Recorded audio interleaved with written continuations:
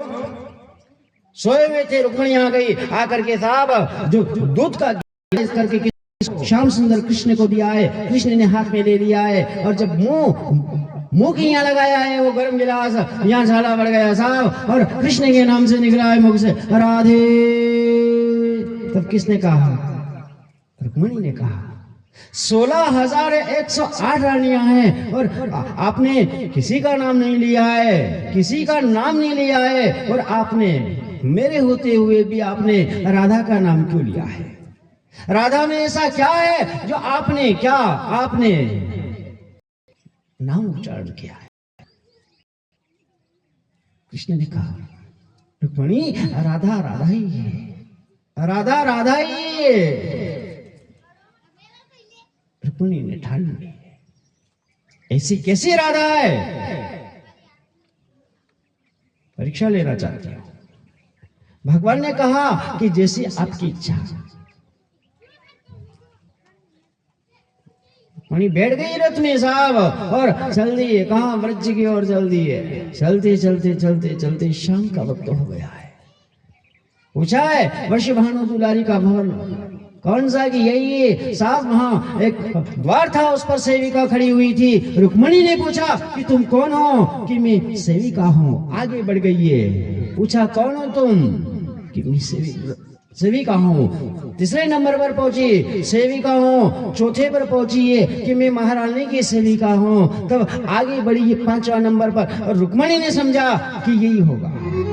आप कौन हो? कि मैं सेविका हूं। तब 6 नंबर पर पहुंच गई। रुक्मिणी ने सोचा कि ये तो निश्चित राधा होगा। तब पूछा किसने?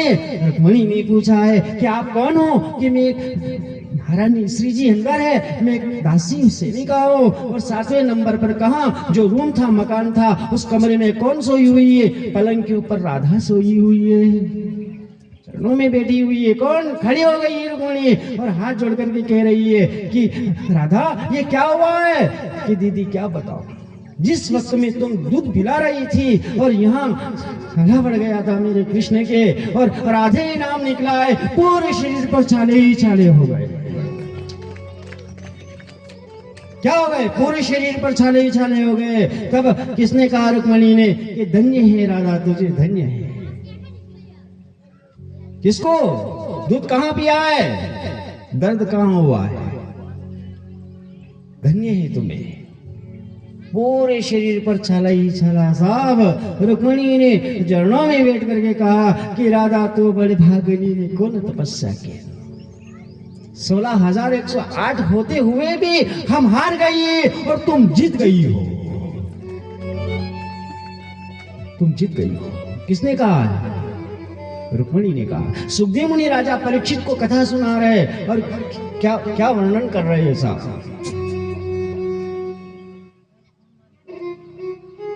अपने वही वो झगड़ा चल रहा है। हाँ, कृष्ण तो बैठे हैं, ना जाने कहां से दिखाई नहीं दे रहे हो। तो राधा देख रही है, तरस रही है, कहां मेरा श्याम, कहां है मेरा श्याम।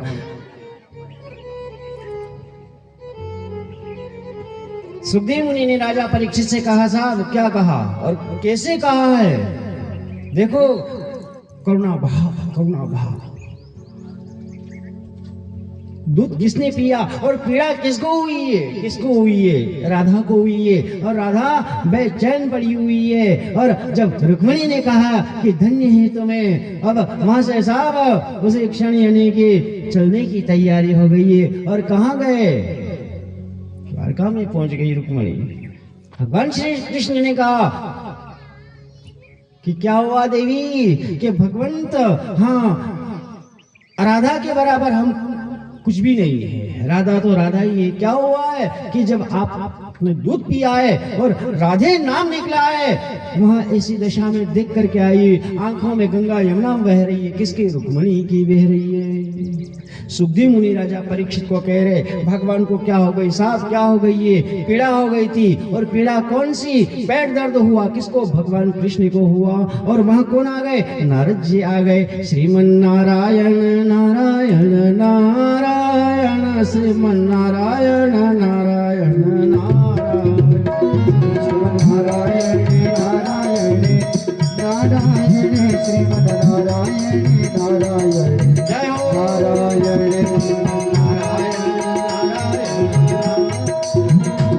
है।